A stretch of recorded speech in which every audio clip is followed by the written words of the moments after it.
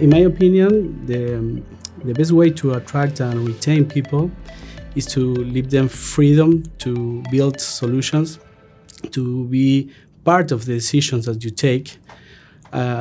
So the leader who just follow down the orders and so on, for me is over. So the team should be important part of the process of building solutions and tools and so on. Even if you are a junior, it's your first job, you have to, because it's part of your daily basis activities.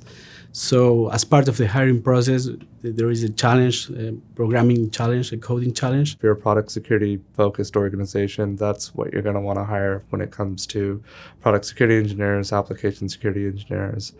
If you're a detection and response first organization, you're going to want to find someone with that type of background, whether it's digital forensics, incident response, and that come from a SOC background. The fact of the matter is everybody needs a little bit of everything when it comes to security and compliance.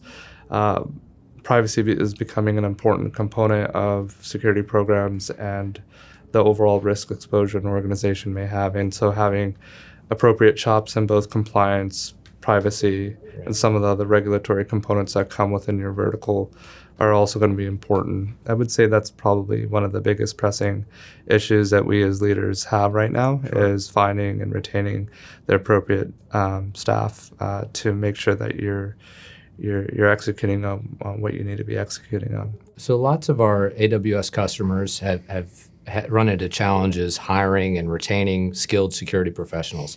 How do you overcome that?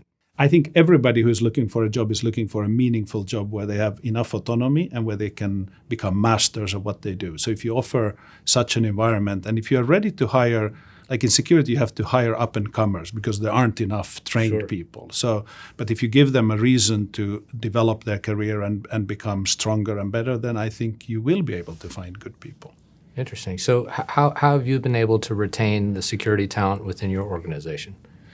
Well, we might be special at HackerOne because this is what we do, and we have 250 people inside the company, but we have nearly 500,000 an external community of 500,000 hackers and security experts. Wow. So we have more people than we need, and actually our customers come to our community to recruit good people because they show through their hacking how good they are, and then they can advance into professional careers.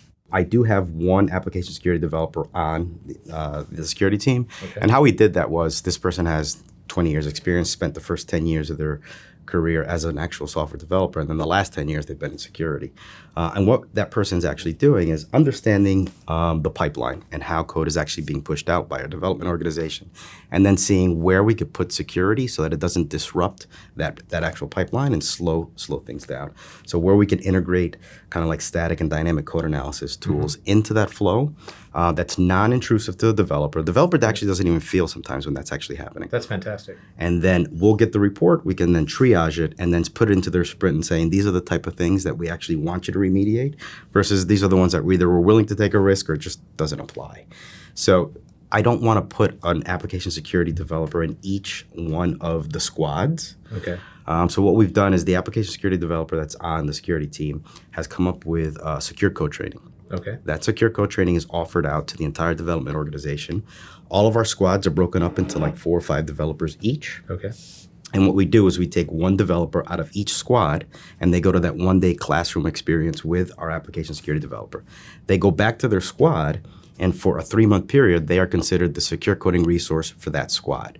Oh, great. And then the tools that we use for static and dynamic code analysis, our application security developer reviews that, sees the threats that he sees are valuable, and sends it to that secure coding resource for that squad. Okay. And then it's on the accountability of that secure coding resource to say, yes, this is value, I'm putting it into my sprint, or it doesn't apply.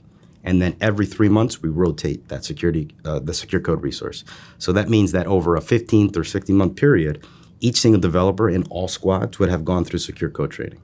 That's fantastic. It spreads out the accountability. The other thing, it doesn't extend like the security budget of hiring so many application security engineers. And they're hard to find. They're hard to find. 2, they're expensive, and they should be because they're valuable. But I don't want to have to, go out and look for so many when I could hire one and come up with that program and put the accountability back into the development organization.